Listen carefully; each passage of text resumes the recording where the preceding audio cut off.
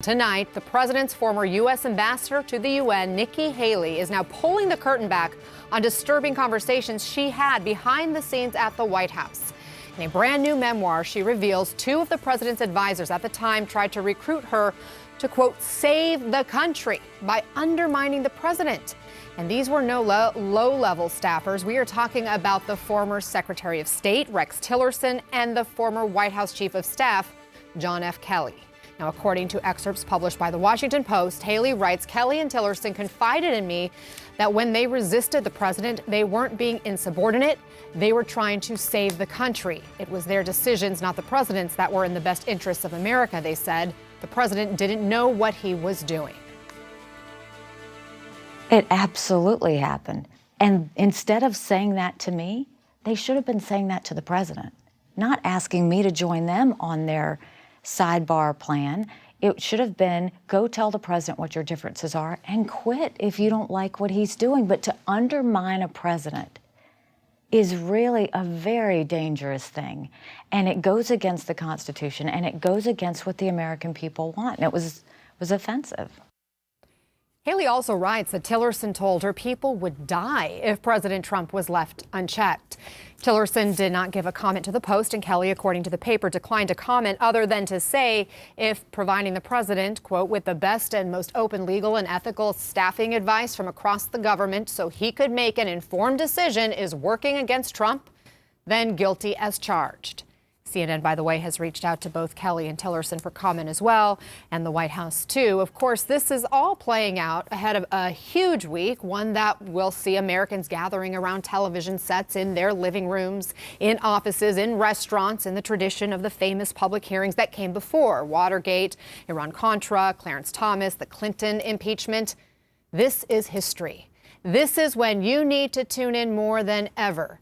These hearings in the run-up to a likely House vote on impeachment are a test for the country and what Americans believe in. Let's get straight to CNN chief media correspondent and anchor of reliable sources here on CNN, Brian Stelter, White House press secretary during the Clinton administration, Joe Lockhart, and Republican strategist Doug Heye. And Doug, this isn't an anonymous source saying the country needs to be saved from the president, but two of his former top officials, the Secretary of State, the White House Chief of Staff.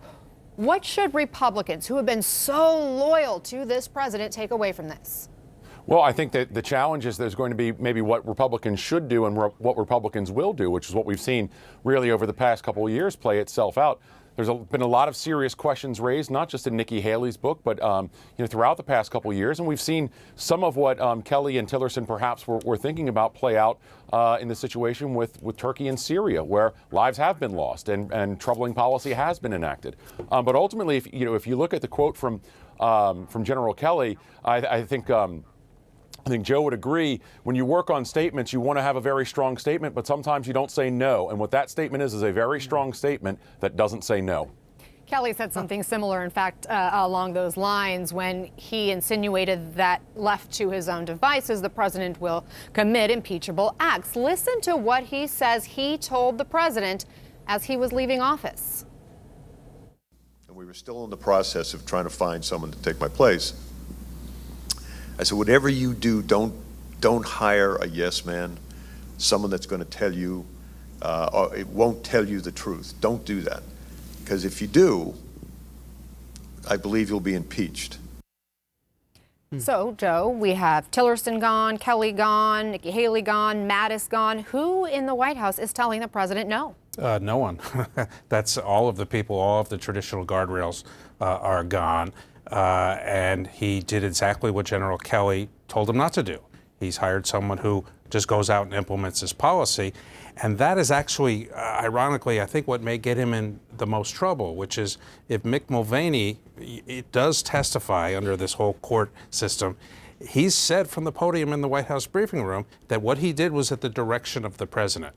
He didn't try to take the responsibility himself. He didn't try to insulate the president. He said, what I did, the president told me to do. And that goes contrary to what I think General Kelly was warning. And isn't this also what Anonymous was warning about, Brian, a whole year ago, back in 2018, with that op-ed, writing back in September, we believe our first duty is to this country, and the president continues to act in a manner that is detrimental to the health of our republic.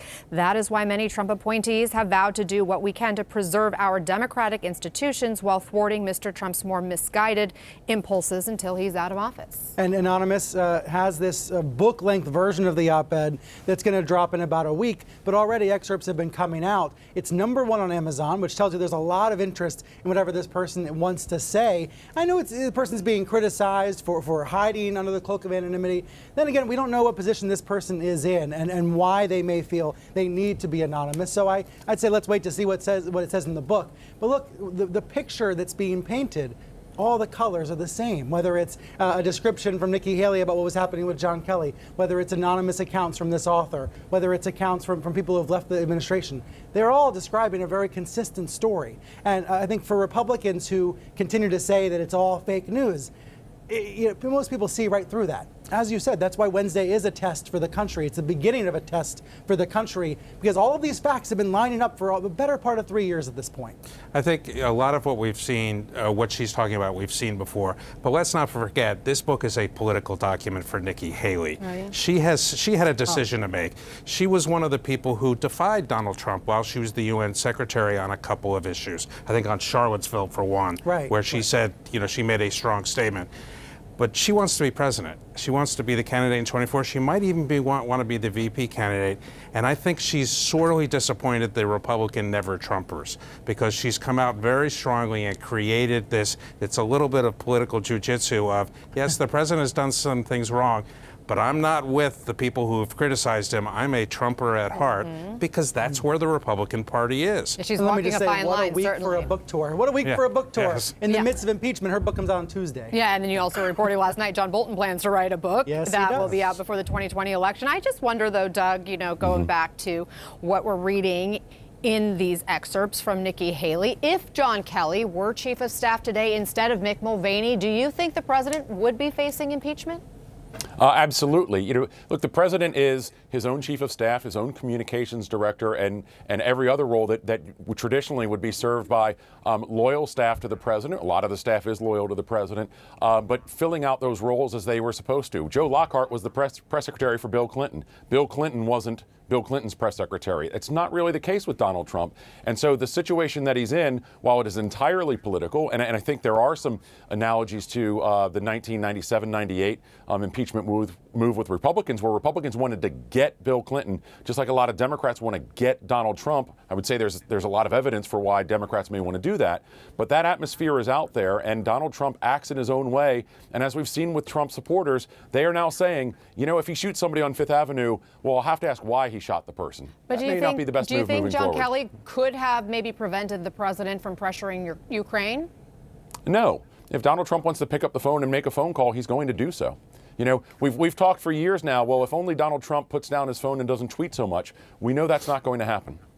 He's actually tweeting more than ever now. He's actually tweeting more than ever because he's trying to scream more loudly in his own defense. Yeah, in fact, let me just even read one of his tweets today, which was interesting.